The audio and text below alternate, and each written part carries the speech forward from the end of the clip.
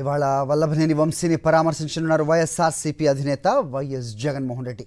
కూటమి నేతల అక్రమ కేసులో అరెస్ట్ అయి విజయవాడ జిల్లా జైల్లో ఉన్నారు వల్లభనేని వంశీ. వంశీకి అండగా నిలిచారు వైఎస్ జగన్. కాసేపట్లో విజయవాడ జిల్లా జైలుకు వెళ్లి వంశీని పరామర్శించనున్నారు వైఎస్ జగన్. దీనిపై అప్డేట్స్ మా కరెస్పాండెంట్ రవీందర్ అడిగి తెలుసుకుందాం. రవీందర్, చెప్పండి, విజయవాడ సబ్ జైల్లో ఉన్న వంశీని కలవడానికి పార్టీ అధినేత మాజీ ముఖ్యమంత్రి వైఎస్ జగన్మోహన్ రెడ్డి వాళ్ళు రానున్నారని అప్డేట్ అవుతోంది. ఎంతసేపట్లో అక్కడ ఉంటారైనా? సో ఏ టైం ఏదన్నా కేటాయించారా? మీ దగ్గర ఏంటి అప్డేట్స్?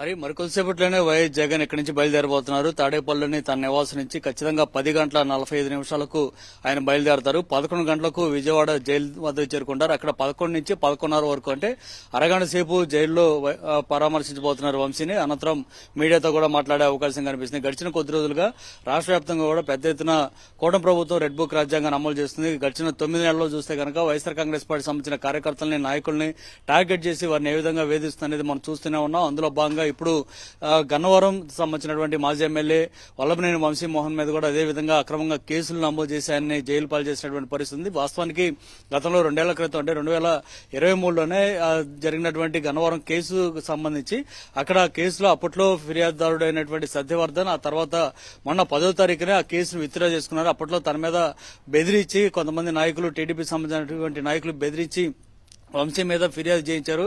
కాబట్టి ఆ ఫిర్యాదు నేను వెనక తీసుకున్నానంటూ మొన్న 10వ తారీఖున ఏకంగా జడ్జి దగ్గర 164 సిఆర్పీసీ కింద కూడా ఆయన ఒక నివేదిక కూడా ఇచ్చిన పరిస్థితి. ఆ వాంగ్మూలంకి ప్రకారం ఈ విధంగా చేయడాన్ని జీర్ణించుకోలేకపోతున్నటువంటి తెలుగుదేశం పార్టీ సంబంధించిన ముఖ్యమైన నాయకులు వెంటనే సత్యవర్ధన్ తమ్ముడు కిరణ్ తోటి మరొక కేసు నమోదు చేయించి ఆయన ద్వారా ఇప్పుడు వంశీని అరెస్ట్ చేసినటువంటి పరిస్థితి. వాస్తవానికి ఇటీవల పోలీసులు ఇచ్చినటువంటి రిమాండ్ రిపోర్ట్ లో కూడా అసలు వంశీకి ఎలాంటి సంబంధం లేకపోయినా కూడా మరొక వ్యక్తిని పురమాయించి సత్యవర్ధన్ బెదిరించారంటూ కూడా ఆ రిమాండ్ రిపోర్ట్ లో పేర్కొన్నారు. అయితే ఆ బెదిరించినటువంటి వ్యక్తి ఎవరనేది కనీసం ఆ రిమాండ్ రిపోర్ట్ లో ఎక్కడ పేర్కొనలేదు. కనీసం ఆయన విచారించారా లేదా అనేది లేదు. సత్యవర్ధన్ ని విచారించలేదా లేదా కనీసం ఫిర్యాదుదారుడు అయినటువంటి కిరణ్ సంబంధించి కూడా ఆయన చెప్పినటువంటి ఆయన దగ్గర ఉన్న ఆధారాలు ఉన్నాయా లేదా ఏమీ తెలుసుకోకుండానే కిరణ్ దగ్గర నుంచి ఒక ఫిర్యాదు తీసుకోవడం, వెంటనే కేసు నమోదు చేయడం, వెంటనే మన గురువారం రోజు హైదరాబాద్ వెళ్లి మరీ అక్కడి నుంచి వల్లభనేని వంశీని అరెస్ట్ చేసి తీసుకురావడం, తీసుకొచ్చేటప్పుడు కూడా ఒక తీవ్రవాదం, ఇంకొక దేశద్రోహం తీసుకొచ్చినట్టుగా వాహనాలు మారుస్తూ తీసుకురావడం, ఇట్లా అనేక విధాలుగా వంశీని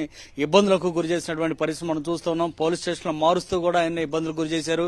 సో ఇట్లాంటి అనేక కార్యక్రమాలు జరుగుతున్నాయి. వరుస వెంబడి వైఎస్ఆర్ కాంగ్రెస్ పార్టీలో ఎవరైతే యాక్టివ్ గా ఉన్నారో అలాంటి నాయకులు టార్గెట్ చేసి ఈ విధంగా కూటమి ప్రభుత్వం వేధింపులకు గురి చేస్తున్న నేపథ్యంలో ఆ పార్టీ సంబంధించినటువంటి అధినేత వైఎస్ జగన్ పూర్తిగా లీగల్ సెల్ ఏర్పాటు చేయడం ద్వారా ఇప్పటికే న్యాయ సహాయం కూడా అందిస్తున్నారు. పార్టీ సంబంధించినటువంటి ఏ కార్యకర్త గాని, నాయకుడు గాని ఎవరికి ఇబ్బంది కలిగినా సరే పూర్తి స్థాయిలో లీగల్ గా సహాయం అందిస్తూనే ఆ కుటుంబాలకు కూడా జగన్ అండగా నిలబడుతున్నటువంటి పరిస్థితి. ఈ నేపథ్యంలోనే ఇప్పుడు వల్లభనేని వంశీ కుటుంబంతో కూడా ఇప్పటికే మాట్లాడినటువంటి జగన్ నేరుగా ఈ రోజు వంశీతో మాట్లాడబోతున్నారు. జైలుకి వెళ్లి ఆయన పరామర్శించబోతున్నటువంటి పరిస్థితి అయితే ఉంది. గతంలో మాజీ ఎంపీ నందిగం సురేష్ ని కూడా పోలీసులు అక్రమంగా అరెస్ట్ చేసిన సమయంలో ఏకంగా గుంటూరు వెళ్లి గుంటూరులో ఉన్నటువంటి జైల్లో కూడా నందిగం సురేష్ ని జగన్ పరామర్శించారు. అంతకుముందు నెల్లూరు జైల్లో ఉన్నటువంటి మాచర్ల మాజీ ఎమ్మెల్యే పిన్నెల్లి రామకృష్ణారెడ్డిని కూడా జగన్ పరామర్శించినటువంటి పరిస్థితి. అంటే పార్టీ సంబంధించినటువంటి నాయకులు గాని, కార్యకర్తలు గాని ఏ ఒక్కరికి ఏ ఇబ్బంది కలిగినా సరే జగన్ అండగా నిలబడటంతో పాటు లీగల్ గా సహాయం అందించడంతో పాటు ఆయనే నేరుగా రంగంలో దిగి వారికి